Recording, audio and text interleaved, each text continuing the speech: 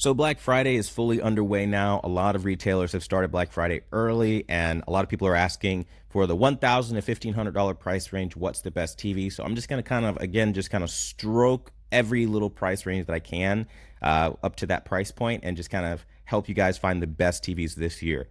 Now, a little disclaimer: this is not the year to be buying a TV. They're really working on making sure next year is basically the show up year.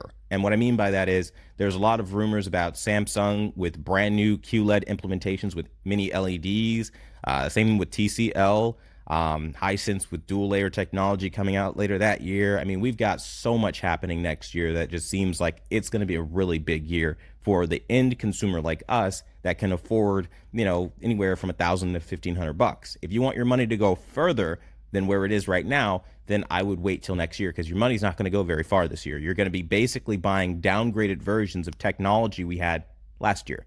And that's as honest as anyone will tell you. For whatever reason, people just don't have integrity in 2020. They don't have the integrity to tell you, to just wait. And that's what you need to hear. It's uncomfortable, but that's true. And Black Friday, this is all about getting these beta test TVs out. So that's as honest as anyone's going to tell you. But if you need a TV and you don't really care about all that stuff, then let's dive into it. So the Q90T is awesome for people who are looking for bright TV with vivid colors, solid HDR experience. That's all pretty great. It's great for PS5, Xbox Series X, gamers in general. You're just fine. You're going to enjoy the hell out of that TV. Wonderful, with zero risk of burn-in, no matter how long you choose to game with static elements. So that's awesome there. The not so awesome thing is, depending on if you lose what we call the panel lottery, which is basically you having to exchange and return the TV a bunch of times, you can actually have more what we call dirty screen effect, which can be vertical lines on your screen or more blotchiness to your screen. So that's something to really be mindful of, because Samsung is notorious for having a bad problem with dirty screen effect, which makes it almost immediately not a great sports TV.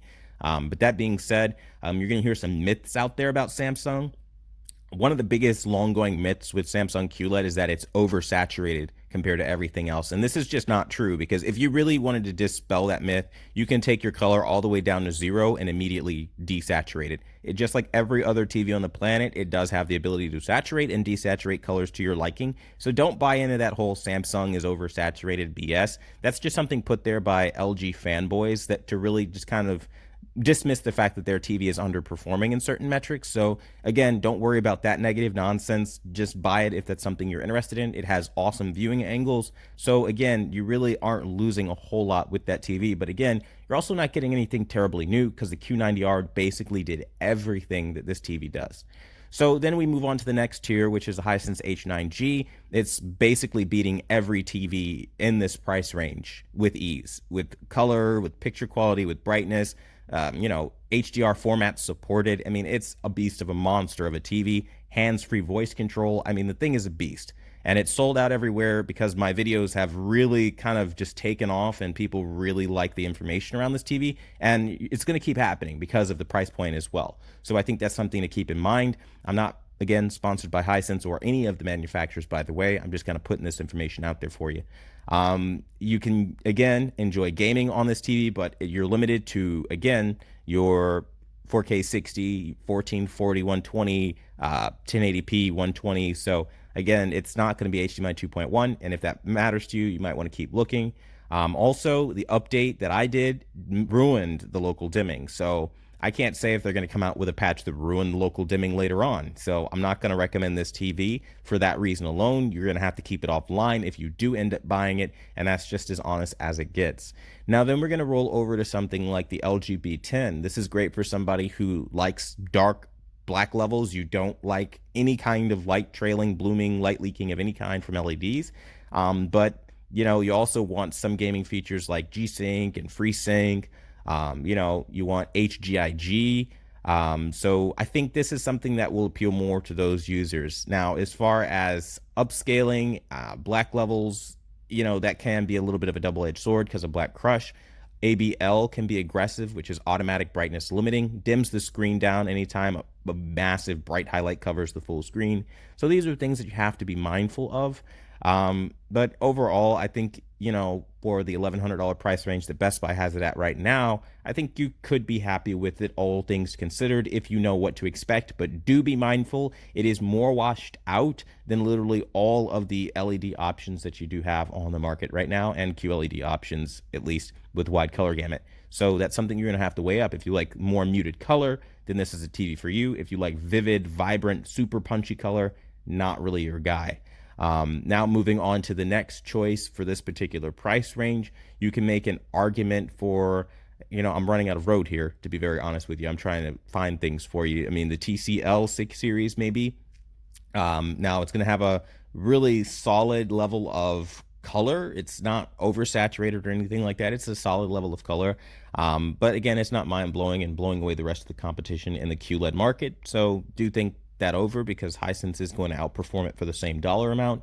But then counteractively, you do have Roku. So if you're a fan of Roku TV, then that's going to be a win for you. I mean, overall, though, it does have a problem with some motion artifacts. It does have a problem with black crush, so you are going to lose substantial amount of detail in some scenes. So it also has a problem with blooming. That's something you are going to have to run the risk with. Some people have dismissed this, saying that I don't watch text, so it doesn't really matter. But anytime subtitles, loading screens, or anything like that pops up on your screen, or really challenging things with tiny bright highlights, you will notice this issue. When you turn on the TV, there's clouding and stuff like that. So it's the growing pain stuff like that that Mini LED is going through right now with TCL, and I think you'll be better off next year if you wait overall. And that's just kind of as honest as it gets. I mean, as far as other TVs like the 900H, it's a really bittersweet kind of television. I don't recommend it. Sony didn't try this year, and I'm not going to sit there and tell you that that's a TV you should be buying, because even though it has HDMI 2.1, it's still missing that level of vibrancy that they had last year on the 900F. And if you compare the 900F to the 900H, it's immediately going to be apparent that you've been downgraded. They've ripped out things like, again, smooth gradation, which keeps the banding from happening on your display, keeps everything smooth gradationally, and that's something that really is missed on that display. So again, that combined with just the fact that they honestly just did not try, like, at all to give you an upgrade, a noticeable upgrade, is something that I just can't sign off on. I mean, no matter where you look on the internet right now, there's a lot of people excited about Black Friday and telling you to buy now, because there's money on the table.